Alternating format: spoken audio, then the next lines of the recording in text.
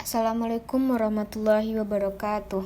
Baiklah teman-teman semuanya, kembali lagi bersama saya Zulfa Purnamasari dengan NIM 23016133. Baiklah teman-teman semuanya, pada pertemuan kali ini saya akan membahas tentang administrasi layanan khusus. Tugas video ini ditujukan untuk memenuhi mata kuliah administrasi dan supervisi pendidikan yang diampu oleh Bapak Hanif Al-Qadri. Selamat menyaksikan teman-teman semuanya. Nah, teman-teman, pertama kali kita akan membahas pengertian administrasi layanan khusus. Nah, secara etimologi, pelayanan berasal dari kata layan yang berarti membantu, menyiapkan, atau mengurus apa-apa yang diperlukan oleh seseorang. Nah, kemudian pelayanan itu dapat diartikan sebagai perihal atau cara melayani sehubungan dengan jual beli barang atau jasa. Nah, layanan sendiri adalah memberi pelayanan secara khusus kepada siswa atau suatu usaha yang tidak secara langsung berkenaan dengan proses belajar mengajar di kelas, tetapi secara khusus diberikan oleh sekolah kepada para siswanya agar mereka lebih optimal dalam melaksanakan proses belajar.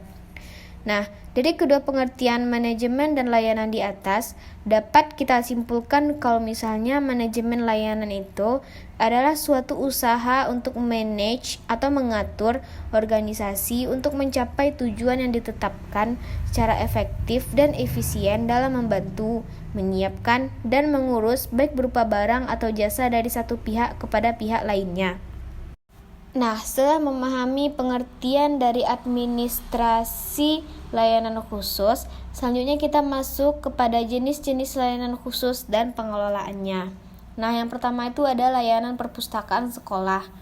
Perpustakaan sekolah itu adalah perpustakaan yang tergabung pada sebuah sekolah, dikelola sepenuhnya oleh sekolah yang bersangkutan. Nah, dengan tujuan utama agar membantu sekolah untuk mencapai tujuan khusus sekolah dan tujuan pendidikan pada umumnya. Nah, fungsi perpustakaan sekolah sendiri yaitu yang pertama ada fungsi pendidikan, lalu fungsi informasi, lalu fungsi rekreasi, lalu fungsi penelitian, lalu fungsi penyaluran hobi, dan fungsi penanaman rasa tanggung jawab. Nah, pengolahan bahan pustaka itu ada 4 proses. Apa aja sih yang 4 itu? Yang pertama ada klasifikasi. Nah, klasifikasi sendiri merupakan penggolongan proses mengklasifikasikan bahan pustaka dilakukan menurut subjeknya atau golongan isinya.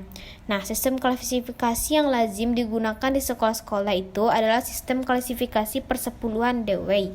Nah, sistem ini disebut persepuluhan karena memakai angka-angka persepuluhan untuk menyatakan cabang-cabang ilmu pengetahuan tertentu. Lalu, proses yang kedua yaitu katalogisasi. Nah, ini merupakan suatu proses dalam mempersiapkan suatu katalog atau dalam mempersiapkan data bibliografis yang akan menjadi tajuk pada suatu katalog. Katalog itu adalah suatu daftar atau indeks dari buku atau bahan, bukan dari buku perwakilan dari buku atau bahan bukan buku itu. Lalu yang ketiga itu pemberian stempel pada buku. Nah, pada proses ini, bahan pustaka yang telah mengalami proses sebelumnya akan selanjutnya pada proses pemberian stempel. Setiap buku yang baru diterima oleh pihak perpustakaan harus diberi stempel. Pemberian stempel sendiri pada bahan perpustakaan dapat dilakukan pada bagian bawah halaman sebelum halaman judul, bagian belakang halaman judul, dan bagian bawah halaman terakhir. Pemberian stempel ini tuh berguna untuk mencegah hilangnya buku dari perpustakaan. Nah, proses selanjutnya yaitu pemberian nomor pada buku. Nah, nomor buku itu biasanya diletakkan pada bagian punggung buku.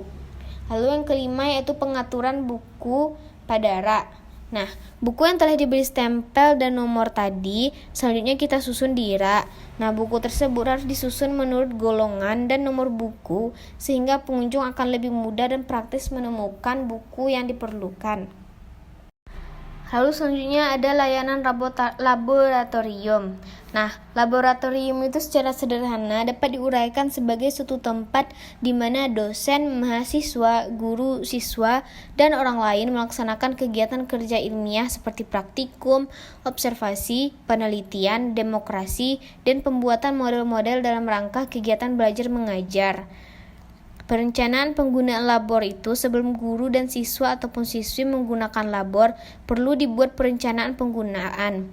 Nah, laboratorium itu bisa kita bedakan atas beberapa jenis-jenis laboratorium. Nah, biasanya disesuaikan dengan bidang studi atau kelompok bidang studi tertentu, kayak misalnya laboratorium kimia, fisika, PMP, dan lain-lain.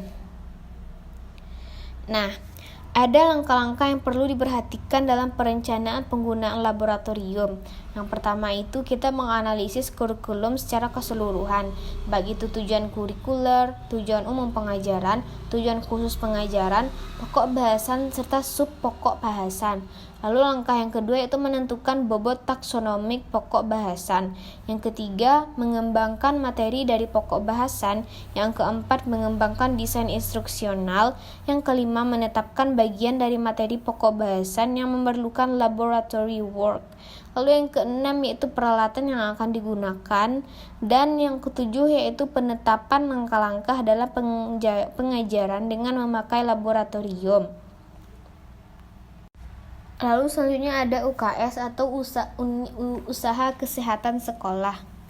Nah, menurut seorang ahli Jesse Fering William pada buku Pengelolaan Layanan Khusus di Sekolah oleh Kusmintarjo mendefinisikan layanan kesehatan adalah sebuah klinik yang didirikan sebagai bagian dari universitas atau sekolah yang berdiri sendiri yang menentukan diagnosa dan pengobatan fisik dan penyakit jiwa dan dibiayai dari biaya khusus dari semua siswa.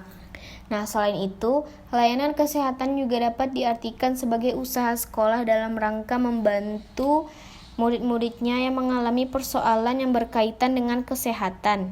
Nah, dengan demikian, dapatlah disimpulkan bahwa layanan kesehatan peserta didik itu adalah suatu layanan kesehatan masyarakat yang dijalankan di sekolah dan menjadikan peserta didik sebagai sasaran utama, dan personalia sekolah yang lainnya sebagai sasaran tambahan. Nah, ruang lingkup usaha kesehatan sekolah itu ada pendidikan kesehatan, pelayanan kesehatan, dan pembinaan lingkungan kehidupan sekolah sehat. Nah, selanjutnya ada kafetaria sekolah. Kafetaria atau warung atau kantin sekolah secara tidak langsung mempunyai kaitan dengan proses belajar mengajar di sekolah. Ada kalanya proses belajar mengajar tidak dapat berjalan sebagai mestinya karena siswa merasa lapar dan haus. Kafeteria atau warung ataupun kantin sekolah nggak harus diadministrasikan oleh sekolah, tetapi dapat diadministrasikan oleh pribadi di luar sekolah atau oleh dharma wanita sekolah. Namun, kafeteria ataupun warung ataupun kantin sekolah ini nggak boleh lepas dari perhatian kepala sekolah. Kepala sekolah harus memikirkan atau mengupayakan kehadiran kafeteria sekolah itu mempunyai sumbangan positif dalam proses belajar mengajar. Ada beberapa hal yang harus diperhatikan dalam administrasi kafeteria itu sendiri. Yang pertama yaitu makanannya harus terjaga higienisnya. Lalu kebersihan di tempat itu harus dijaga. Dan makanan yang disajikan itu hendaknya bergizi tinggi ataupun yang dibutuhkan oleh para siswa. Selanjutnya ada sarana ibadah. Nah, di setiap sekolah yang ada, layanan sarana peribadahan itu sangat diperlukan pastinya. Layanan sarana peribadatan itu merupakan layanan yang diberikan oleh sekolah dengan tujuan agar layanan tersebut bisa digunakan untuk beribadah, melaksanakan kegiatan keagamaan lainnya, serta bisa membentuk kerohanian bagi peserta didik, khususnya agar mampu menjadi manusia yang baik dan beriman. Nah, adanya sebuah layanan sarana peribadahan di sekolah itu sangatlah menunjang proses pembelajaran, karena pembelajaran bisa dilakukan di mana saja termasuk salah satunya adalah di rumah peribadahan. Adapun layanan rumah peribadatan yang biasanya ada di sekolah itu adalah masjid dan gereja. Lalu yang keenam yaitu asrama. Asrama bagi peserta didik, khususnya jenjang pendidikan menengah ataupun pendidikan tinggi, terutama bagi mereka yang bertempat tinggal jauh dari sekolah, diperlukan asrama. Selain bermanfaat untuk peserta didik, asrama juga bermanfaat bagi para pendidik dan petugas asrama tersebut. Manfaat dari layanan asrama sekolah itu ada beberapa. Yang pertama itu, tugas sekolah dapat dikerjakan dengan cepat dan optimal, terutama jika berbentuk tugas kelompok. Lalu yang ketiga itu sikap dan tingkah laku dari peserta didik dapat diawasi oleh petugas asrama. Lalu yang ketiga, jika di antara peserta didik mengalami kesulitan, mereka dapat saling membantu. Lalu yang keempat, dapat meringankan kecemasan orang tua terhadap putra-putrinya. Lalu yang kelima, merupakan salah satu cara mengendalikan tingkah laku remaja yang kurang baik. Lalu selanjutnya ada koperasi. Koperasi adalah suatu perkumpulan yang beranggotakan orang-orang atau badan-badan yang memberikan masuk dan keluarnya sebagai anggota. Nah, dengan bekerja sama secara kekeluargaan menjalankan usaha untuk mempertinggi kesejahteraan jasmani para anggotanya. Terdapat unsur-unsur. Yang pertama, perkumpulan koperasi itu bukan merupakan perkumpulan modal, akan tetapi persekutuan sosial. Lalu, sukarela untuk menjadi anggota dan netral terhadap aliran dan agama. Lalu, tujuannya mempertinggi kesejahteraan jasmani anggota-anggota dengan kerjasama secara kekeluargaan. Nah, layanan koperasi mendidik para peserta didik untuk dapat berwirausaha. Hal ini sangat membantu peserta didik di kehidupan yang akan datang. Koperasi sekolah adalah koperasi yang dikembangkan di sekolah, baik sekolah dasar, sekolah menengah, maupun sekolah, dan dalam pengelolaannya itu melibatkan guru dan personalia sekolah. Sedangkan koperasi peserta didik atau biasa disebut koperasi siswa adalah koperasi yang ada di sekolah tetapi pengelolaannya adalah oleh peserta didik. Kedudukan guru di dalam koperasi itu adalah sebagai pembimbing saja. Nah, teman-teman, setelah mengetahui jenis-jenis layanan khusus dan pengelolaannya, kita masuk kepada peran guru dalam administrasi layanan khusus. Yang pertama, administrasi perpustakaan. Nah, di sini guru memperkenalkan buku-buku kepada siswa, lalu memilih buku-buku dan bahan pustaka lainnya yang akan dibeli, lalu mempromosikan perpustakaan baik untuk pemakaian maupun pembinaannya, lalu mengetahui jenis dan menguasai kriteria umum yang menentukan baik buruknya sesuatu koleksi, dan mengusahakan agar siswa aktif membantu perkembangan perpustakaan. Lalu yang kedua yaitu UKS, memberikan pelajaran pendidikan kesehatan kepada siswa baik oleh guru pendidikan jasmani ataupun guru kelas. Lalu melakukan pemeriksaan rutin terhadap siswa sekali seminggu, lalu melakukan pemeriksaan berkala sesuai dengan kartu menuju sehat sekali 4 bulan. Yang ketiga, administrasi laboratorium sekolah. Guru berperan dalam memperkenalkan peralatan yang ada di laboratorium, memandu siswa ketika menggunakan laboratorium untuk melakukan praktek. Lalu selanjutnya ada pengelolaan kafetaria.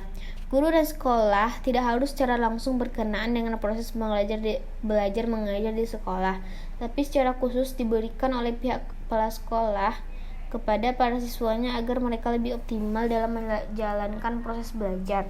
Guru nggak harus terlibat secara total dalam administrasi layanan khusus. Guru harus melaksanakan perannya sesuai dengan wewenang dan tanggung jawabnya. Yang kelima, layanan ibadah. Memperkenalkan sarana ibadah yang ada di sekolah tersebut dan mengajak siswa untuk menggunakan sarana ibadah yang telah disediakan oleh sekolah secara efektif dan seefisien mungkin. Lalu ada administrasi koperasi sekolah, membimbing peserta didik dalam kegiatan koperasi sekolah dan membimbing peserta didik agar menemukan manfaat dari koperasi sekolah. Lalu yang terakhir itu administrasi asrama sekolah, sosialisasi mengenai kehidupan asrama dan memberitahu aturan apa saja yang berlaku di asrama. Baiklah teman-teman semuanya, hanya itu yang dapat saya jelaskan pada pertemuan kali ini. Semoga apa yang saya sampaikan dapat bermanfaat bagi saya sendiri dan bagi kita semua. Sekian yang dapat saya sampaikan. Assalamualaikum warahmatullahi wabarakatuh.